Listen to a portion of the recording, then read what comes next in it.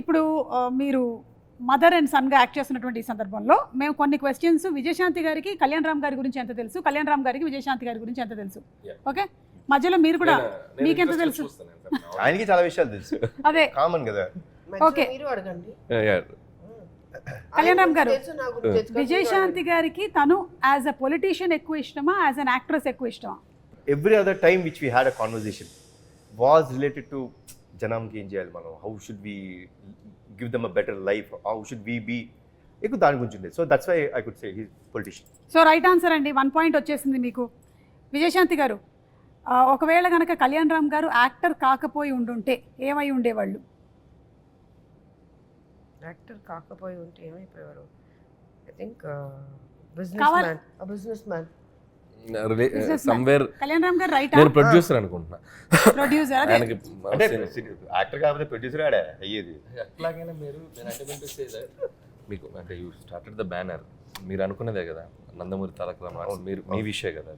నేను గెస్ట్ చేసింది ఏంటంటే ఒకవేళ యాక్టర్ అవ్వకపోయి ఉంటే ఏదో రకంగా ఫిల్మ్లో ఇండస్ట్రీలో మేబీ మా లాంటి డైరెక్టర్ల కోసం ప్రొడ్యూసర్ అవ్వాలిగా. అవును, సురేందర్ రెడ్డి గారు, నేను, మరి మేము రావాలిగా, కరెక్ట్, ప్రొడ్యూసర్ అవ్వాలి, అయ్యేవారు.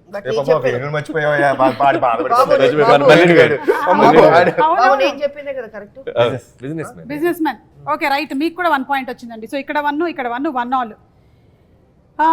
పోలీస్ రోల్ తనకి బాగా ఇష్టమైనటువంటి cinema A Kartavyam, B Arjun son of Vyjayanthi. Kartavyam right, 2 points అండి మీకు, 2 పాయింట్స్. ఎక్కువగా కళ్యాణ్ రామ్ గారు ఎక్కువ టైం దేని మీద స్పెండ్ చేయడానికి ఇష్టపడతారు? A family, B cinema. First family, రైటా, and second cinema. So 2 all, మళ్ళీ 2 పాయింట్స్. విజయశాంతి గారికి ఇష్టమైనటువంటి ఫుడ్ ఏ వెజ్జా, బి నాన్ వెజ్జా?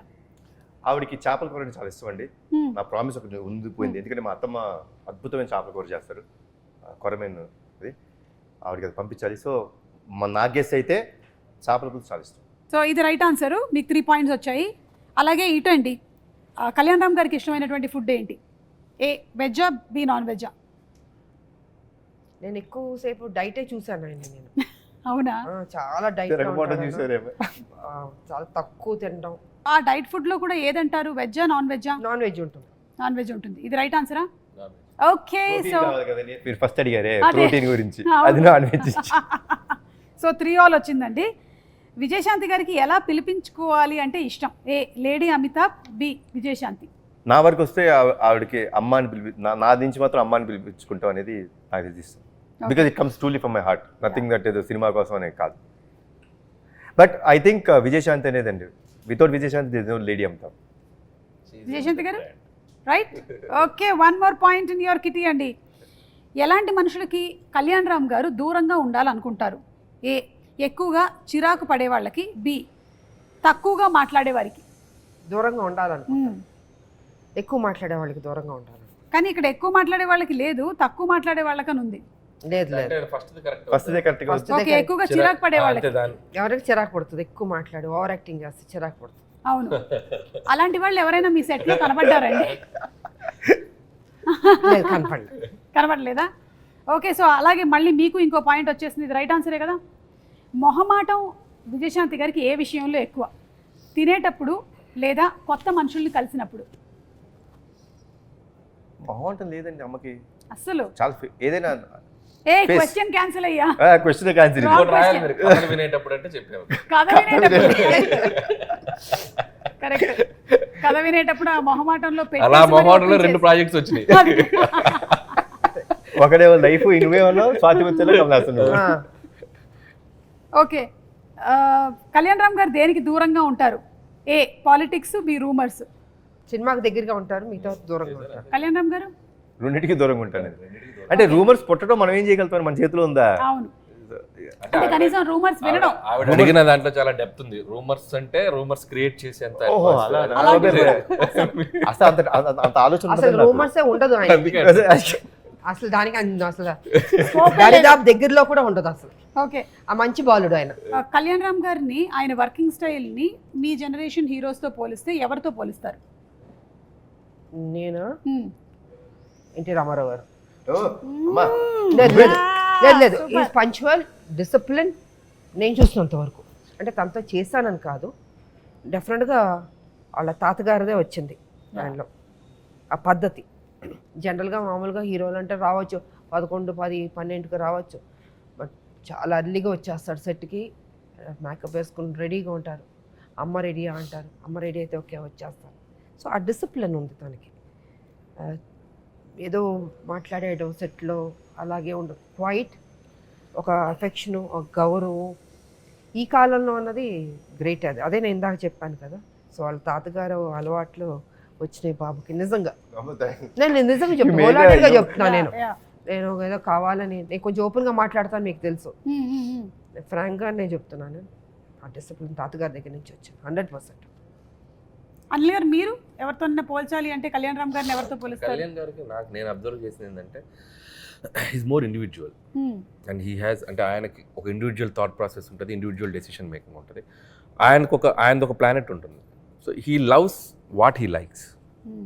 సో తను జెల్లయ్యే మనుషులతో, తనకు నచ్చిన మనుషులతో, తనకు అంత ఆ దాంట్లోనే ఉంటారు. సో మోర్ ఇండివిజువల్ బేస్డ్ అనుకుంటాను నేను. ఇట్స్ లైక్ నేను బాగా అబ్జర్వ్ చేసింది అది. బట్ అది రామారావు గారు కూడా అంతే కదా, మార్నింగ్ వచ్చేస్తారు, రెడీ అయిపోతారు 3 o'clock లేవడం, ఎక్సర్సైజ్ అవన్నీ చేసి.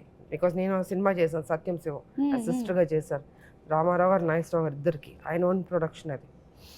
అసలు చాలా డిసిప్లిన్. మనకు భయం వేస్తుంది సెట్లో, ముందు ఆయన ఎంటర్ అవుతానే భయపడతాం, మనం ఆ వాయిస్కే భయపడతాం, బికాస్ అప్పుడు మేమంతా చిన్నపిల్లలం కాబట్టి. సో కళ్యాణ్ రామ్ గారు గురించి మేడం చెప్తా అనిపించిందంటే, అంటే చాలాసార్లు ఒక 2-3 అయిపోగానే కళ్యాణ్ రామ్ గారి కెరియర్ అంటుంటారు కదా, 2 రాగానే నెక్స్ట్ ఏంటి హీరోది జనరల్గా రాస్తుంటారు అంటుంటారు. నాకు తెలిసి కళ్యాణ్ గారు ఇంకొక 10, 15, 20 years అయినా కూడా will be there like Kalyan Ram garu. ఎందుకు అంటున్నానంటే he ready to take risk తీసుకునే నేచర్ ఉన్నారు, ఎప్పుడు ఫెయిల్ గారు లైఫ్లో. ఒక బాల్ కాబట్టి ఒక బాల్ 6 వెళ్తుంది out of the park. So definitely is going to be rule. ఇక్కడ టాలీవుడ్లో ఉంటారు, ఎప్పటికీ ఉంటారు.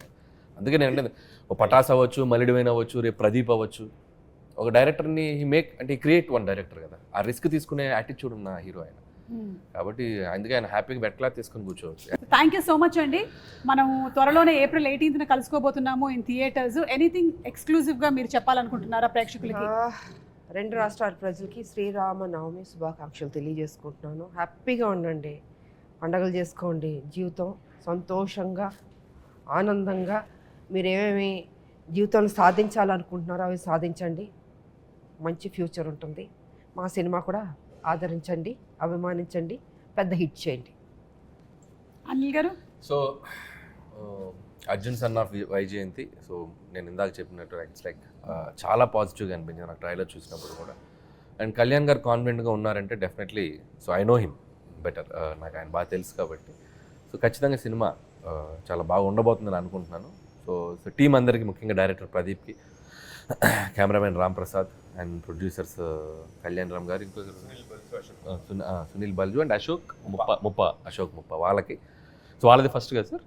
వాళ్ళది ఫస్ట్. సో వాళ్ళకి కూడా నా బెస్ట్ విషెస్ చెప్తున్నాను. అండ్ కళ్యాణ్ రామ్ గారి హ్యాండ్, సో మంచి హ్యాండ్. నాకు ఇష్టమైన హీరో, నాకు ఇష్టమైన వ్యక్తి, వీళ్ళిద్దరు కాంబినేషన్. నాకు స్వార్థం ఏంటంటే వీళ్ళిద్దరు కాంబినేషన్ మళ్ళీ దీనికి వీలైతే సీక్వెలా లేకపోతే మళ్ళీ వీళ్ళే చేస్తారా నాకు తెలియదు.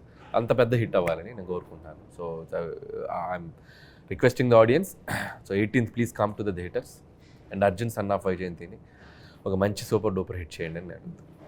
కళ్యాణ్ రామ్ గారు? అమ్మ చెప్పిన మాట్లాడండి,